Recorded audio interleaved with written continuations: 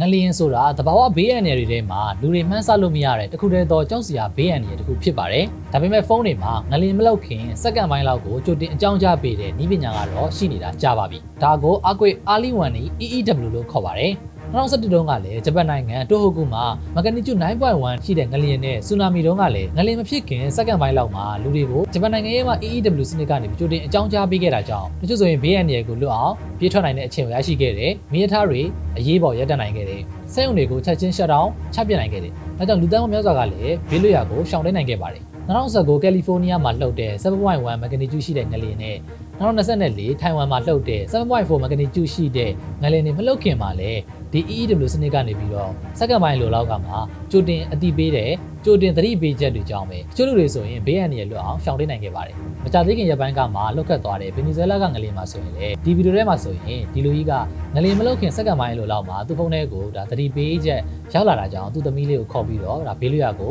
အချိန်မီလေးတင်ဒါရှောင်တိန်နိုင်ခဲ့ပါတယ်။ဒီနေ့တော့ဒီလိုမျိုး EEW စနစ်ကိုမိမိရဲ့ဖုန်းထဲမှာဘယ်လိုမျိုးဒါဆက်တက်လုပ်ထားမလဲဆိုတာလေးကိုပြပြသွားမှာဖြစ်ပါတယ်။ဒီလိုလေးကိုစောင့်လေးကြည့်ပြသွားပါ။ဆိုတော့ဒီလိုမျိုးပေါ့နော်ကျွန်တော်ငလျင်ကိုဒါကြိုတင်ပြီးတော့ဒါအသိပေးဖို့အတွက်ကျွန်တော်ဒီဖုန်းမှာဆက်တက်လုပ်ဖို့ကျွန်တော်ကဒီ Android နဲ့ကိုလုပ်ပြပေးမယ်ပြီးရင် iOS နဲ့ကိုကျွန်တော်လုပ်ပြပေးသွားမှာဖြစ်ပါတယ်ဆိုတော့ Android မှာဆိုရင်တော့ကျွန်တော်ကအခုလက်ရှိတော့ဒါ Samsung ဖုန်းမှာပေါ့နော်ဆိုတော့ဒီညမှာကျွန်တော်ဒီမှာsetting ကိုတစ်ချက်ကျွန်တော်သွားလိုက်ပါဖြစ်ပါတယ် setting နဲ့သွားလိုက်တော့နော်setting နဲ့သွားပြီးတော့ကျွန်တော်တို့setting မှာကျွန်တော်ဒီညကိုသွားရမှာလဲဆိုရင်ဒီမှာကျွန်တော်တို့safety and ပေါ့နော်ကျွန်တော်ဒီမှာ safety ဆိုတာရှိရဲဒီမှာ safety and emergency ဆိုတာရှိပါတယ် safety and emergency တွေကိုကျွန်တော်ဝင်အောင်မှာဖြစ်ပါတယ်နော်ပြန်ဝင်လိုက်ပါsafety and emergency တွေဝင်လိုက်ပါဖြစ်ပါတယ်။ဝင်ပြီးတော့ပြီးဆိုရင်ဒီ safety and emergency တွေမှာပဲကြော်ဒီနေရာမှာအောက်ကိုကြည့်မယ်ဆိုရင်ဒီမှာပေါ့နော် earthquake alert ဆိုပြီးရှိရပေါ့နော် earthquake alert ဆိုပြီးရှိပါတယ်ဒီ earthquake alert ဆိုတာနေလိုက်ပါအဲ့ဒါဆိုရင်ကြော်ဒီ earthquake alert တွေဒီကောင်လေးက on ထားပေးရမှာဖြစ်ပါတယ်ကျွန်တော် on ထားပေးပြီးသားပေါ့နော်ဒါပေမဲ့မင်းတို့ on မထားရသေးဆိုရင် on ပေးထားပါနော်okay ပါ on ထားပေးပါဆိုတော့ဒီကောင်ကဘယ်လိုမျိုးအလုပ်လုပ်တယ်လဲဆိုရင်ဒီကလေးငလျင်လုပ်ပြီးဆိုတာလေပေါ့နော်ကြော်ဒီမှာ demo လေးကိုကြည့်လို့ရတယ်ဒီကောင်လေးကိုနှိပ်လိုက်မယ်ပေါ့နော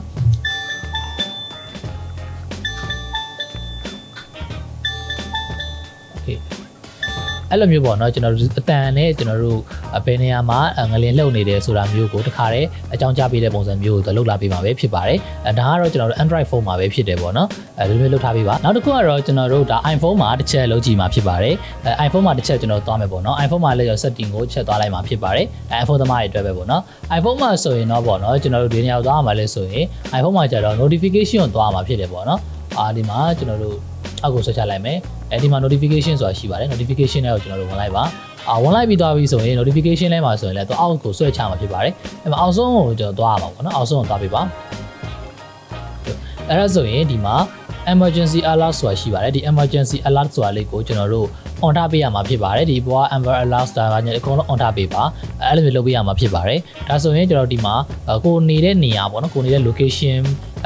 ကထိုင်းဆိုထိုင်းကဆိုရင်လည်းကျွန်တော်ဒီလိုမျိုး earthquake ဒီလိုမျိုးဒီငလျင်ထပ်ပေါ်လာပြီဆိုတာနဲ့ဒီတခါတည်းပေါ့နော်ကိုယ့်ရဲ့ဖုန်းမှာတခါတည်းလာပြီးတော့ notification လာကြပေးမှာပဲဖြစ်ပါတယ်အဲ့ခါကျတော့စက္ကန့်ပိုင်းတော့တွင်ကိုယ့်ရဲ့မှဒီ wave ပေါ့နော်ကို wave ကိုစီကိုမရောက်ခင်တော့တွင်ကိုကအချိန်မီလေးဖြစ်ပေါ့နော်မြန်ဆန်သွားနိုင်မယ်ပေါ့နော်ခုပြောင်းနိုင်မယ်အဲ့လိုမျိုးပြေးကင်းရအောင်ပြေးလွှားပြေးနိုင်မယ်ပေါ့နော်အဲ့လိုမျိုးလုပ်လို့ရမှာပဲဖြစ်ပါတယ်ဒါကတော့ကျွန်တော်တို့ Android phone ရော iPhone ရောကျွန်တော်ပြပေးခဲ့တာပဲဖြစ်ပါတယ်နော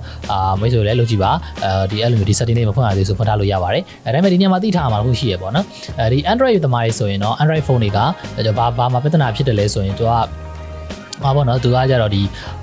Xiaomi phone တွေလိုမျိုးပေါ့နော် global မရဘူးဒီ global phone မဟုတ်တယ်ဒီ Google မရတဲ့ phone တွေဆိုရင်တော့ဒီ setting ကမရဘူးပေါ့နော်Google ရတဲ့ phone တွေမှာပဲ Android ကဆိုရင်အဲ့လိုရမှာဖြစ်ပါတယ်နော် iPhone တွေမှာတော့ဒါပါတယ်ပေါ့နော်ဒီနေ့ဗီဒီယိုကတော့ဒီလောက်ပါပဲဒီဗီဒီယိုလေးကိုကြိုက်တယ်ဆိုရင် like ပေးခဲ့ပါcomment မှာလည်း okay လို့ရေးခဲ့ပါကိုယ့်ရဲ့မှာကြည့်ရတဲ့သူတွေကိုလည်းဒီဗီဒီယိုလေးကိုပို့ပြီးတော့ view ဆက်လိုက်ပါအောင်နော်ကျွန်တော်ကတော့ကြည့်ဆုံးဝင်မှာ ITN လို့ရှယ်ရနေတာပါ